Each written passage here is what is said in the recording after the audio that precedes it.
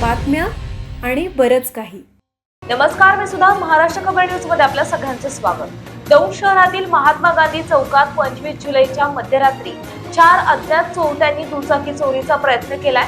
मात्र परिसरात बसवण्यात आलेल्या सीसीटीव्ही कॅमेऱ्यांची चाहूल लागताच चोरट्यांनी चोरीचा बेत रद्द करत घटनास्थळावरून पलायन केल्याची घटना घडली आहे। मिळालेल्या माहितीनुसार चोरट्यांनी चोरी करायच्या वेळेस दुचाकीजवळ स्वतःची दुचाकी उभी केली। त्यानंतर हँडल लॉक तोडून दुचाकी घेऊन जाण्याचा प्रयत्न सुरू असताना एका चोरट्याच्या नजरेस सीसीटीव्ही कॅमेरे पडले। त्याने साथीदारांना इशारा दिल्यानंतर सर्वजण तातडीने मागे फिरले आणि एका दुचाकीवर 4 जण बसून भाजी मंडईच्या दिशेने पसार झाले।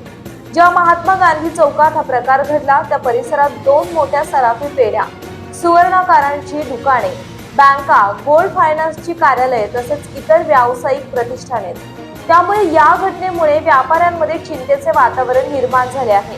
चोरीचा प्रयत्न सीसीटीव्हीमुळे हाणून पाडला गेला असला तरी भर वर्दळीच्या चौकात अशा प्रकारची घटना घडल्याने शहरातील सुरक्षेचा प्रश्न पुन्हा ऐरणीवर आला।